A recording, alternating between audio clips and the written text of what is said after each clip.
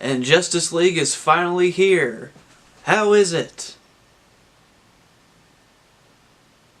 Meh. Welcome guys back to Novak Reviews. Just saw Justice League last night, and after thinking about it and going over it, and for the first time taking some notes, I've come to my thoughts and review of Justice League. So here it is. So Justice League is the 5th movie in the DC cinematic universe. I don't think that that's what they're actually going for, but it's what I'm gonna go with because, you know, Marvel started it, they're copying it basically, and also we had another universe, so that's what I'm gonna go with. This time the villain known as Steppenwolf, which you only would know that is going to be in this if you had the Unlimited edition of Batman vs. Superman. He is entered in like a 30-second teaser that he was going to be in this. So going into it, you're probably going to be blinded by who Steppenwolf is and, you know, what is his involvement exactly. I mean, a little bit, unless you saw that, it still doesn't really help that much to me, though. But he's a big baddie that's coming to, what else? Destroy the world, because that's what all the villains do, especially in comic book movies. But in this, Batman and Wonder Woman are looking to find Aquaman, the Flash, and Cyborg to make a team to fight them. And what is that team's name? Well, we'll get into that later. Let's see, and Superman is also involved in this, but I'm not going to exactly go in because it's a little bit of spoilers, and I might do like a spoiler talk with my buddy Nick at some point about it, because I have a strange funny feeling that we feel the same. Mostly there just might be certain things that we might like to talk about in more length. So that's all I'm going to say about Superman in this. How has DC been so far? Mostly rocky and not that successful, in my opinion. If you look up here, if you can tell, they started with Man of Steel, which after I saw that once, I thought that it was okay. But the second and third time that I watched it, I liked it much, much less. In fact, now, I don't own it. I personally don't find a reason to own it, mostly because there's actually no ties in with the DC, so if I want to own some of these, I don't necessarily have to really own Superman because he's actually kind of then introduced in Batman vs. Superman, which comes back to that. The theatrical cut was not that great. It had good stuff. It had a lot of bad in it. It was very messy, and overall did not care too much for it when it came down to the verdict in the end. The director's cut, or the limited edition, yeah, there are still multiple characters. There are still tropes in the original cut that are still there, but because it's longer, it's developed more story arcs. We see more of Clark Kent, actually, which makes it more relatable to why he actually doesn't like Batman. But it still has its faults. Wonder Woman is introduced, and she is phenomenal in it. Ben Affleck as Batman was good, in my opinion. And again, Henry Cavill was not my Superman. And Lois Lane was a complete dumpster fire, in my concern of that whole thing. So it was better, but you're also improving it.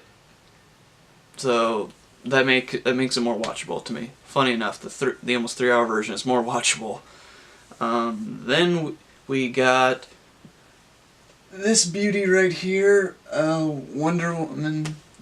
It's that because of my timeline. I like to watch it next because it follows, I think, right after, and then it goes into her backstory. So I kind of like to watch that one after Batman vs. Superman because she's introduced in Batman and Superman. This was the really good one in this. Gal Gadot is amazing as Wonder Woman.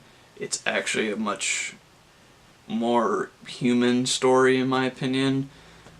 Even though you're dealing with a goddess, it has more relatable characters, it's more colorful, and the story overall is much better, and it's much more well acted. So that was like the thing that brought it back up, because before that we also got Suicide Squad, which again was a film that I saw in theaters.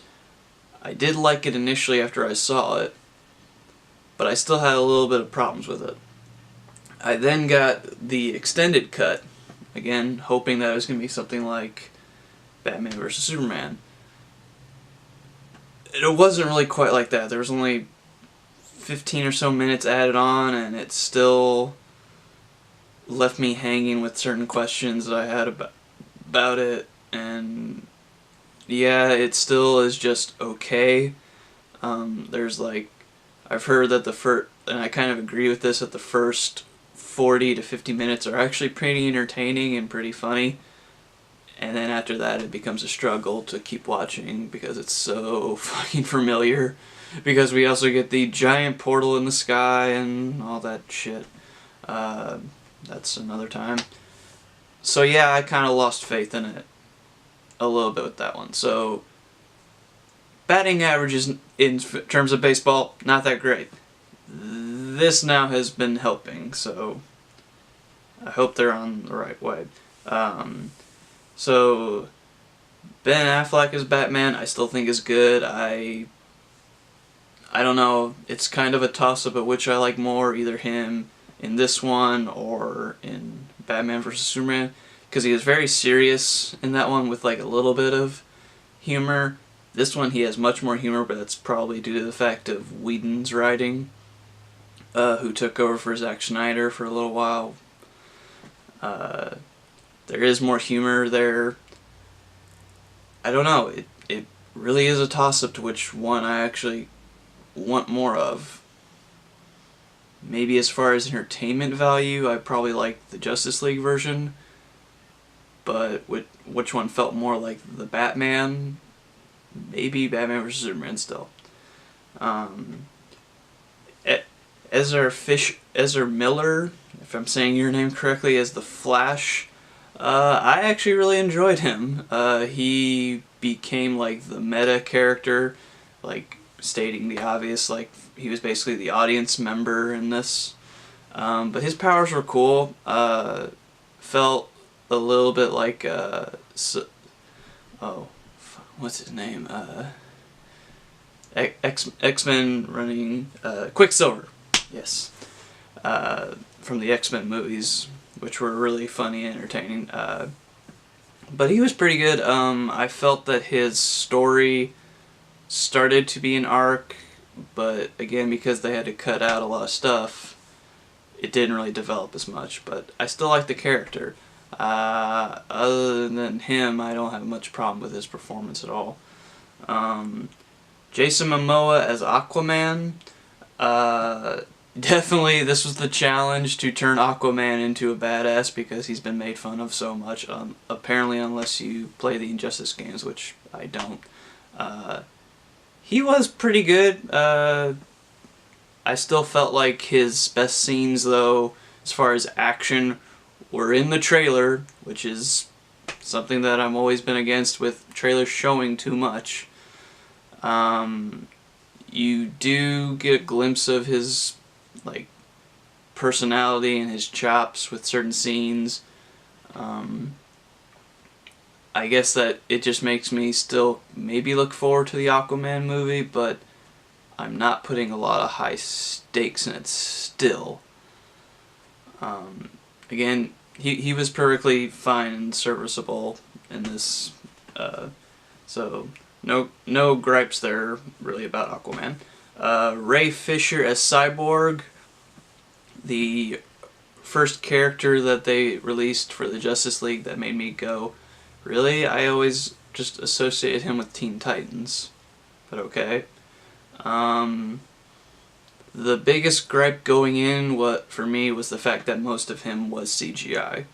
Like, this portion of him is there. And I mean, I thought he was fine. Again, there were moments where the CGI in really bright spots really just took away from the magic of the CGI. When it was in a darker setting, that worked better. But again, because of certain things, we don't get a lot of his development, and it doesn't really make me excited about the Cyborg movie.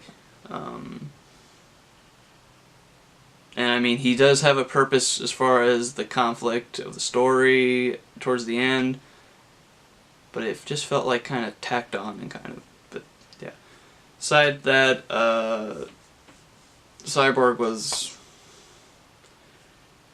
looks like it has potential, but again, I'm not going to put too much stock in it because it's just not a character that I got into enormously. And always, Gal Gadot as Wonder Woman, she has been the best thing in this entire thing. Guys at Warner Brothers or whatever the higher-ups, please just make her happy because she's clearly the biggest thing going for this universe. Everybody is on her as far as the character or in any other sense of that. She just embodies what Gal Gadot is clearly the best thing going in this entire universe. Do not let her walk out on this because of a stupid reason. I'm totally on her side. I'm pretty sure most of America would probably be on her side. Easily, I would say Alfred and the Flash have the best lines. They are really poignant and really, really funny. Flash has some really funny lines in this, which I was very looking forward to, because that was one thing why I liked the Flash so much. And when it came to Batman vs. Superman, I thought that Alfred easily had the best lines in the whole movie. They were just spot on, they were funny, and they were direct and honest. That's why I really like this Alfred. Diana and Bruce, I still think have pretty darn good chemistry. There is this particular moment where it's a conflict of interest because these are different people in this team that would have different ideals and different ways about going about certain things, and that clash was very interesting. It was really pivotal to this movie and this plot. And I think they both handled it really well. I am still on Team Batman and Wonder Woman. I'm just going to get that out there. I think they make a much more interesting pairing than Batman and Superman, even though that one technically makes more sense. And when it comes to the fact that there are so many people in it, there's obviously going to be characters that are completely sidelined. And that's Lois Lane, by Amy Adams. She has a few scenes, especially in a couple that involve Superman and stuff like that. Nothing against Amy, but Lois Lane is just someone I've grown to not really liking that much, and her character just doesn't really do much to me in this, and I don't think they have good chemistry, her and Cavill.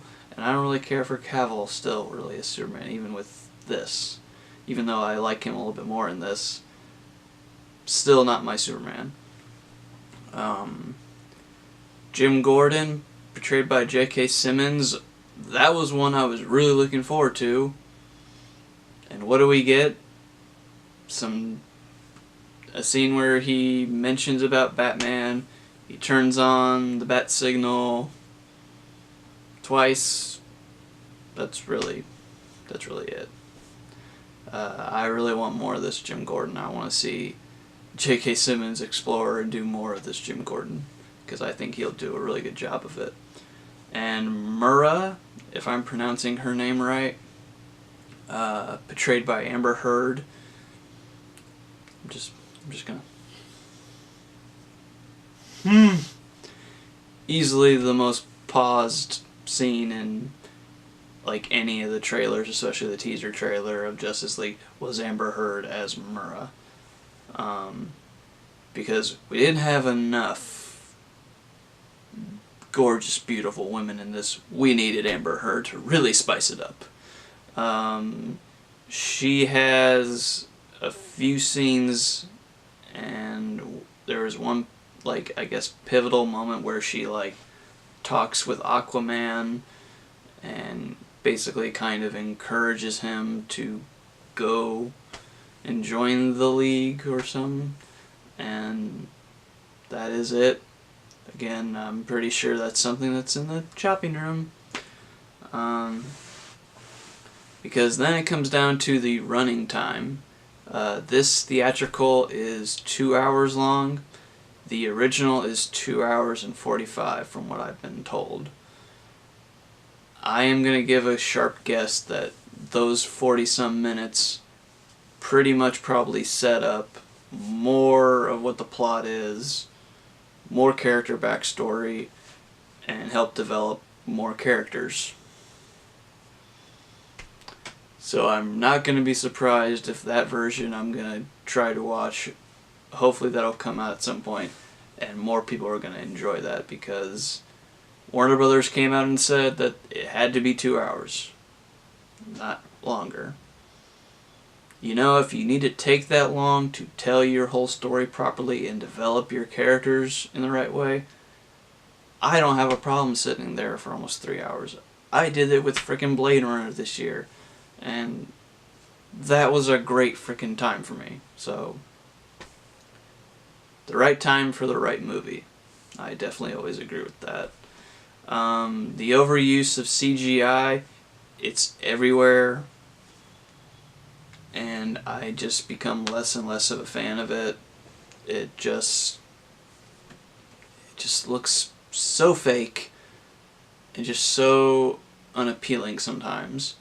I really think that the people that are involved with Marvel have worked on that really well, especially with the fact that they use a lot of CGI, but I appreciate the people that are behind Star Wars way more because they use CGI in the right moments and practical in the right moments.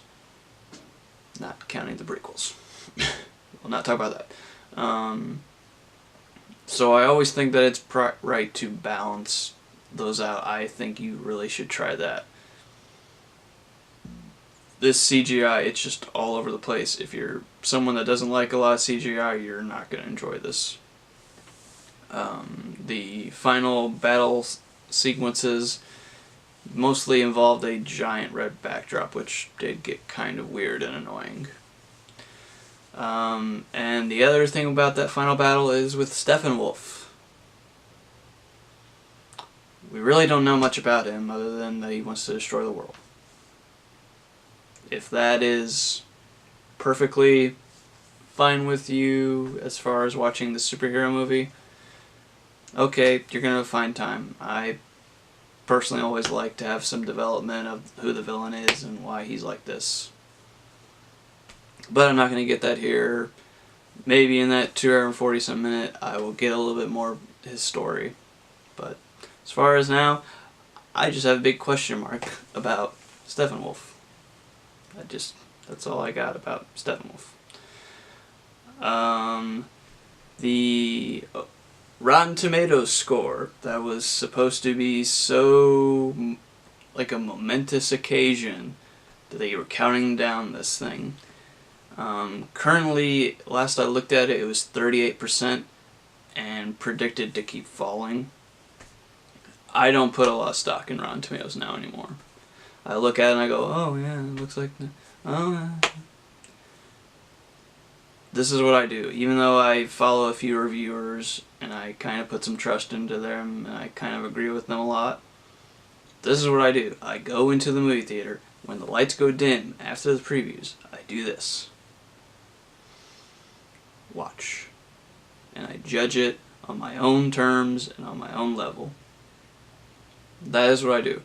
Yeah, I'll find out the critic score and stuff like that. I'm like, oh hey, yeah, they actually enjoy that. Oh, they don't like it.